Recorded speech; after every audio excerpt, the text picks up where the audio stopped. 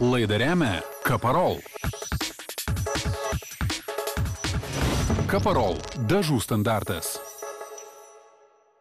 Sutikite, gyvenant daugiabučiame name, ne kiekvienas galime džiaugtis švariomis ir tvarkingomis bendro naudojimo patalpomis. Šį kartą mes papasakosime apie daugiabutį, į kurį labai malonu įžengti. Pradėkime nuo laiptinės. Naujas, gražus, jaukus daugiabutis Klaipėdoje. Užėjus į laiptinę, iš jos taip pat sklinda švara. Atrodo, dar visai neseniai buvo išdažytos grindys ir sienos. Tačiau iš tikrųjų namas pastatytas prieš 4 metus. Naujumo įspūdis dėl pasirinktų technologijų ir medžiagų, kurių patikimumas bendro naudojimo patalpose yra labai svarbus. Pradėkime nuo grindų dangos, kurios paviršius ne tik vizualiai gražiai atrodo, bet svarbiausia yra neteplus, atsparus brūžinimui, smūgiams, apkrovoms, gerai valomas. Šioje laiptinėje mes matom grindų dangą, kuri gana lengvai yra įrengiama, pagrinde dažoma. Šioje vietoje buvo naudojama surenkamos gelžbetoninės konstrukcijos, kai kurie plotai buvo betonuojami ir po to dengiama, išlyginama epoksidinė vandeniu skiedžiama danga, po to dažoma specialiais grindims skirtais dažais, po to, kaip matot, barstomi čipsai ir ant viršaus uždėtas apsauginis lako sluoksnis. Tačiau prieš tai paviršių reikėjo paruošti, o tik po to buvo užbarstomi vadinamieji čipsai, dėl kurių danga įgavo originalią faktūrą.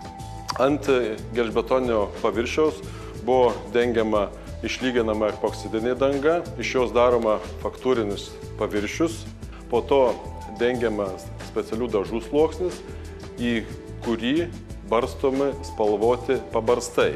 Šiuo atveju matome, čia yra žali, jų spalvų gama yra įvairi, galima ten juos tarpusavį maišyti ir gauti kažkokį tai savitą labai gražų vaizdą. Po to, kaip apsauginė danga, buvo dengtas specialus lakas. Jisai taip pat nuo apkrovos gali būti vieno komponento, jeigu apkrova didesnė, jeigu tai būtų garažas, pavyzdžiui, tai gali būti 2 komponentų epoksidinis lakas. Ir kiekvienu konkrečiu atveju tas medžiagas galima parinkti pagal apkrovą, tiek mechaninę, tiek cheminę. Taigi, įrengiant laiptinės grindų dangą, buvo nuspręsta taupyti laiką ir atsisakyta kloti, tarkime, plyteles. Statybininkai darbus nudirbo per savaitgalį, per 3 dienas. Šitie darbai daroma gana greitai, ilgiausiai taip užtrunka pagrindo paruošimas, kadangi betonas po statybos darbų būna nešvarus, jį reikia nušveisti, nušlifuoti, jis turi būti sausas, po to gruntuojama, po to džiūsta 12 valandų arba dar, jeigu temperatūra didesnė mažiau, dengiamas 2 sluoksnis, po to 3, vėl po 12 valandų ir praktiškai per 3 dienas tokią laiptinę galima su viena brigada padaryti. Jei betoninio paviršiaus lyginti daug nereikia, įsirengti tokią dangą nesunkiai gali ir pats šeimininkas. Pavyzdžiui, jeigu turime mes rūsį, garažą arba kažkokias pagalbinės patalpas, vieno komponento gruntavimo medžiaga, vieno komponento dažai, pabarstai spalvoti ir ant viršaus lakas. Tai gali pasidaryti pats žmogus, pats namo savininkas. Toliau praktiškumo prasme šitos grindys konkrečiai jau yra šioje vietoje 4 metai ir ant jų nesimato jokių nusidėvėjimo požymių. Tie pabarstai irgi sudaro tokį įspūdį, ant jų mažiau matosi visokie nešvarumai ir panašiai, todėl eksploatacija jų žymiai yra patogesnė. Pasigrožėję laiptinės grindimis, patyrinėkime sienų dangą, kuri taip pat atlaikė laiko ir kaimynų išbandymus. Čia buvo siena išlyginta paprastu tinku grubiai, po to 2 sluoksniais padengta dekoratyvia danga.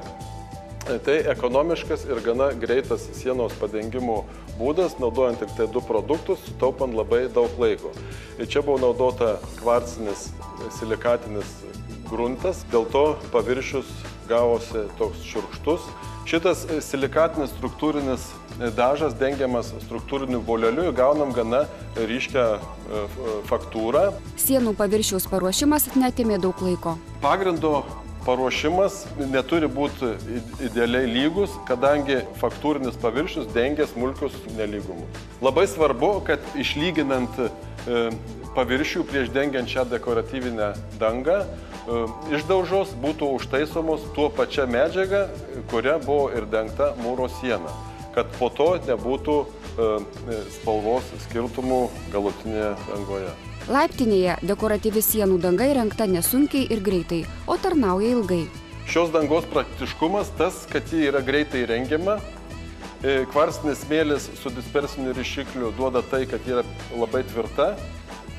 Prie jos liečiantis jinai praktiškai neįsitepa, o jeigu kas nors ir ištepė, ją galima plauti su tvirtu šepečiu ir jokios žymės tame paviršiuje nebeliks. Taigi, įsirengiant bendro naudojimo erdves daugiabutyje, taip pat individualiame name patalpas, kurioms teks atlaikyti didelės apkrovas, rinkimės tas medžiagas ir technologijas, dėl kurių į namus bus malonu žengti ne vienerius metus. Laidą remia Kaparol. Kaparol – dažų standartas.